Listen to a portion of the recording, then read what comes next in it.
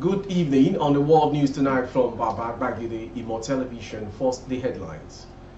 Tinubu government vows to pull 50 million Nigerians out of poverty in 42 months.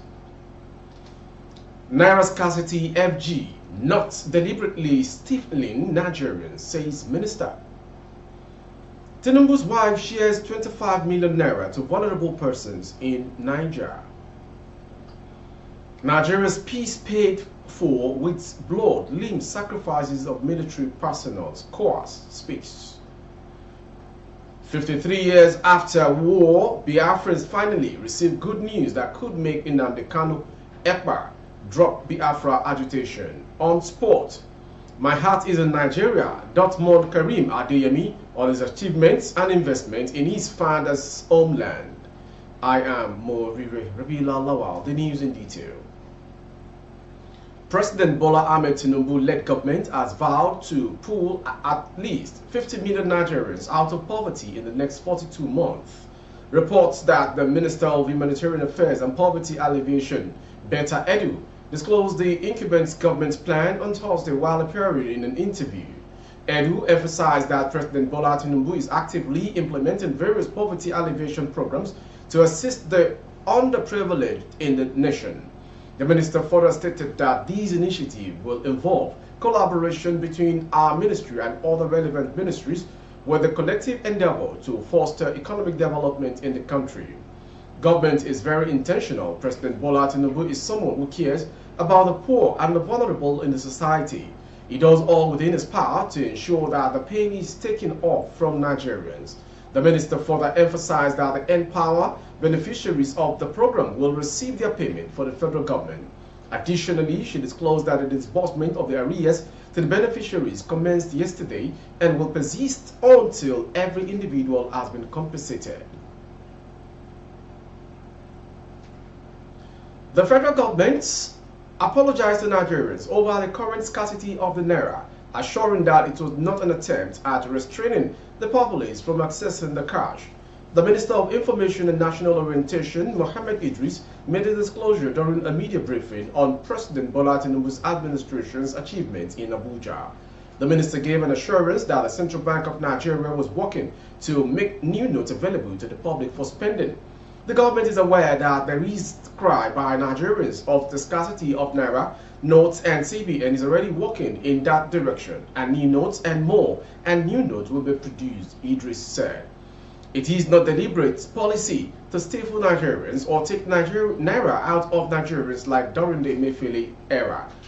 He said the Tinubu administration is optimistic that necessary steps have been taken to ensure Nigerians experience a better year in 2024. Renewed Hope Initiative Elderly Support Scheme of the wife of the President, Oluremi Tinubu, has distributed 25 million naira cash to 250 vulnerable persons in Niger State at the flag-off at the Women Multipurpose Center, Mina. The Mrs. Tinubu said the scheme was born out of a steadfast commitment to the well-being of senior citizens. Wife of Niger State Governor Fatima Bago, who represented the President's wife, disclosed that each beneficiary received 100,000 naira. She added that the scheme was aimed at cushioning the effect of the hardship being experienced all over the country and to alleviate the burdens of senior citizens during the festive period.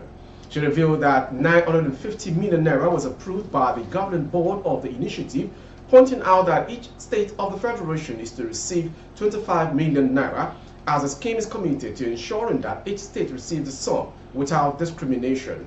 I urge our senior citizens to enjoy life to the fullest, prioritize their health, nurture their mind, and strengthen your bonds with loved ones and God, Tinubu said. Earlier, Bago, represented by the Commissioner for Women Affairs and Social Development, Titi Auta, had hinted that apart from the 250 vulnerable persons approved by the initiative, the state government also approved 20 more vulnerable persons to benefit alongside from the goodies. The Permanent Secretary, Ministry of Women Affairs, Adiza Shehu, appreciated Mrs. Tinubu for this gesture. The Chief of Army Staff, COAS Lieutenant General Taurid Labaja, has said the peace the nation enjoys was paid for with the blood, limbs, and sacrifice of military personnel. Lagbaja made these statements known at the 2023 COAS Christmas Carol organized to praise and thank God for the outgoing year held at Mogadishu Cantonment Parade Ground in Abuja. He said military men and women always stay awake as guardians of the land so that people can sleep at night. For our warriors in the front lines and their families back in our rear unit, I must say I quite understand what you feel at this season because I have served in many of our theaters of operations and have been away from family and loved ones. According to the chorus, the Christmas carol was to sing praises to God, read his words and unite in giving praise and thanks him for the outgoing year. He explained that the reason and season of Christmas is unique in many ways because of what it symbolizes. You are watching the world news from BGI TV. The widespread claim that the southeast part of Nigeria is marginalized by the federal government has now been addressed by the House of Representatives.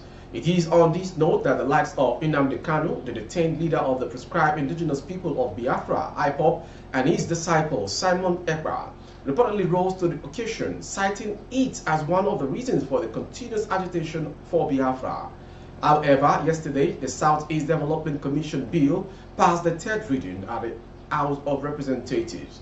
Sponsored by Deputy Speaker Benjamin Kalu and other lawmakers from the Southeast, the explanatory memorandum of the bill stated that the Commission will be charged with the responsibility to receive and manage funds from the allocation of the Federation account for the reconstruction and rehabilitation of roads, houses, and other infrastructural damages suffered by the region as a result of the effect of the Civil War. Incidentally, the passage of this bill comes at a time when the initiative of the Peace in Southeast project, a non-chaotic kinetic approach to resolving the socio-economic and socio-logical challenges is being pursued. The enactment of this bill will still hope and a sense of belonging among the people of the Southeast, paving the way for a new era marked by prosperity and vitality in the region.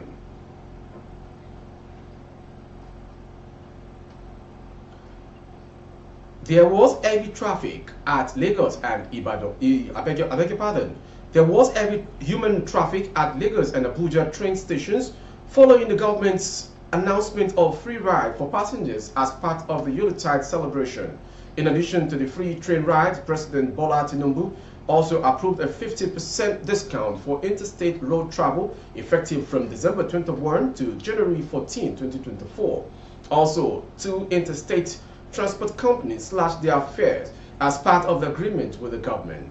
A reporter who were at the Mo Bolaji Johnson, Lagos and Abuja stations confirmed that a train designed to accommodate 648 passengers recorded a surplus, leading to some individuals standing without seats.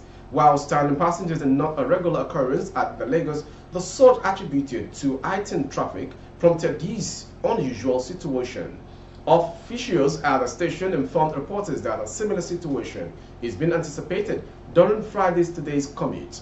The train service connecting Lagos to Abeokuta and Ibadan runs twice daily, departing at 8 a.m. and 4 p.m., while commuters heading for Kajola could board the evening train service with depart at 6:30 p.m. The officer added the crowd today was massive, with expectations of even more passengers tomorrow. Given the free service, no payment is required. Passengers only need to book online. For those going to Kajola, they were given a ticket here. Before President Tinubu's announcement, train fares from Lagos to Ibadan previously cost 3,600 for economy class, 6,500 for business class, and 9,000 for first class. Moving on to the next story. A devastating incident has occurred along Kefi Road, claiming numerous lives due to an unauthorized roadblock set up by the Federal Road Safety Corps FRSC personnel. In the aftermath, enraged locals are engaged in mob action against the FRSC officers, prompting police intervention with the use of tear gas to prevent further chaos. The illicit roadblock triggered a series of accidents, with a truck trailer carrying a caterpillar colliding with a luxury bus bound for the east. This collision, in turn, resulted in additional damage to other vehicles, including one from Brno Express. As of now, the FRSC personnel responsible for the accident have sought refuge at the Kefi military checkpoints. From that story, we go to the next story.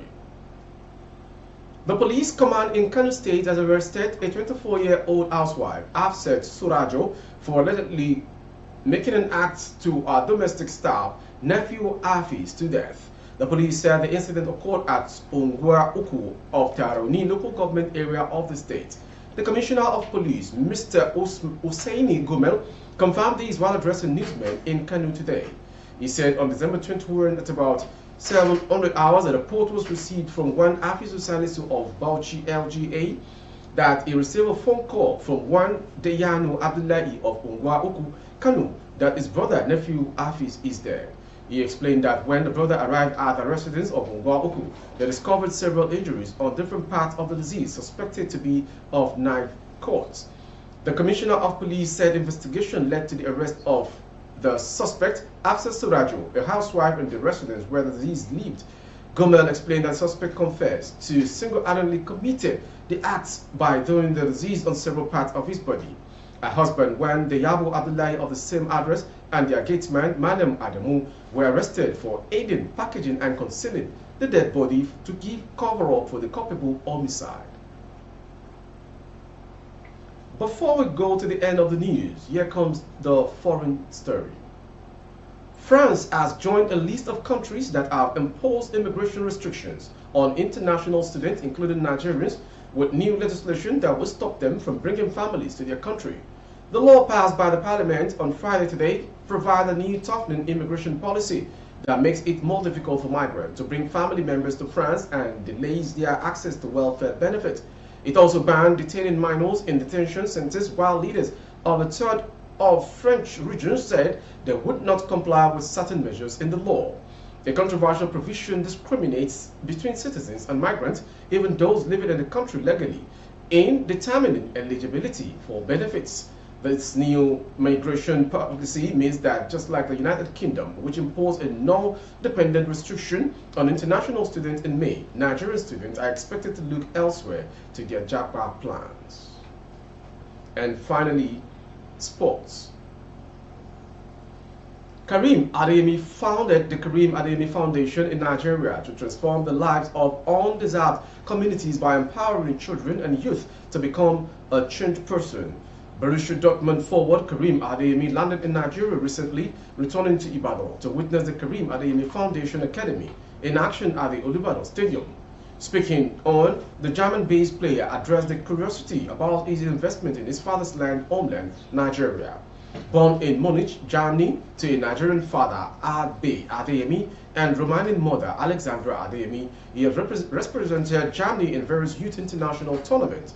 Despite his German ties, Adeyemi's footballing journey began in both Munich, Germany, and Ibadan, Nigeria, shaping his connection to Nigeria significantly.